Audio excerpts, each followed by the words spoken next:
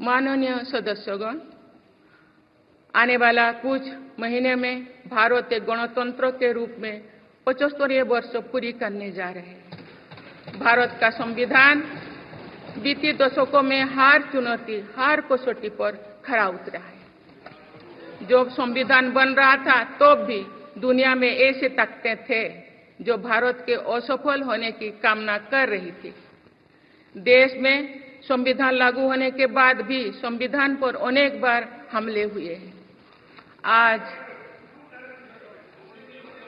27 जून है।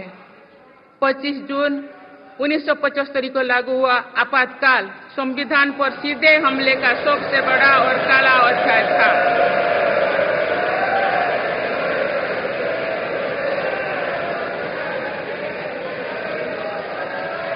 तो पूरे देश में हाहाकार मच गया था, लेकिन ऐसी असंवैधानिक ताकतों पर देश ने विजय प्राप्त करके दिखाया, क्योंकि भारत के मूल में गणतंत्र की परंपराएं रही है।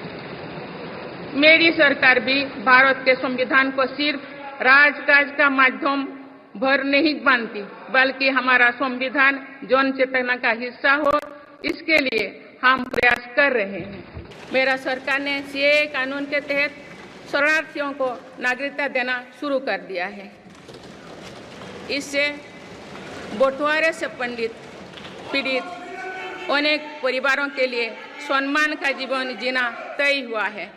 जिन परिवारों को सीएए के तहत नागरिकता मिली है, मैं उनके बेहतर भविष्य की कामना करती हूँ।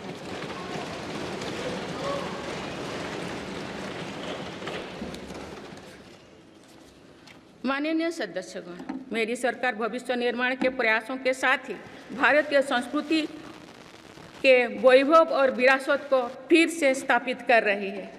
हाल में नालंदा यूनिवर्सिटी के भव्य कैंपस के रूप में इसमें एक नया अध्याय जुड़ा है। नालंदा सिर्फ एक यूनिवर्सिटी मात्र नहीं थी, बल्कि ये वैश्विक ज्ञान केंद्र के रूप में भारत के गौरवशाली अतीत का प्रमाण थी। मुझे विश्वास है कि नई नालंदा यूनिवर्सिटी भारत को ग्लोबल नॉलेज हब बनाने में सहायक सिद्ध होगी। मेरी सरकार का ये प्रयास है कि भावी पीढ़ियों को हजारों वर्षों की हमारी विरासत प्रेरणा देती है। इसलिए पूरे देश में तीर्थस्थलों को आस्था और आध्यात्म के केंद्रों को सजाया संवारा जा रहा है। माननीय सदस्यगण, मेरी सरकार विकास के साथ ही विरासत पर भी उतना ही गर्व करते हुए काम कर रही है। विरासत पर गर्व का ये संकल्प आज अनुसूचित जाति, अनुसूचित जनजाति, वंचित वर्ग और सर्व समाज के गौरव का प्रतीक बन रहा है।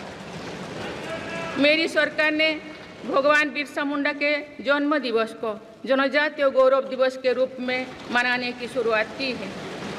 अब अगले वर्ष भगवान बिरसा मुंडा की 150वीं जयंती के पूरे देश में धूमधाम से मनाया जाएगा।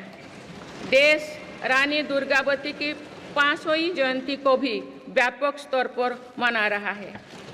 पिछले महीने ही देश ने रानी अहिल्याबाई होलकर की 300वीं जयंती का साल भर चलने वाला महोत्सव भी शुरू किया गया है। इससे पहले सरकार गुरु नानक देव जी का 550वां और गुरु गोविंद सिंह जी का 350वां प्रकाश पर्व भी धूमधाम से मना चुके हैं। एक भारत श्रेष्ठ भारत के भाव से काशी तमिल संगमम, सौराष्ट्र तमिल संगमम जैसी उत्सवों की परिपाटी भी मेरी ही सरकार ने शुरू की है। इन आयोजनों से हमारी नई पीढ़ियों को राष्ट्र निर्माण की प्रेरणा मिलती है और राष्ट्र पर गौरव का भाव और मजबूत होता है।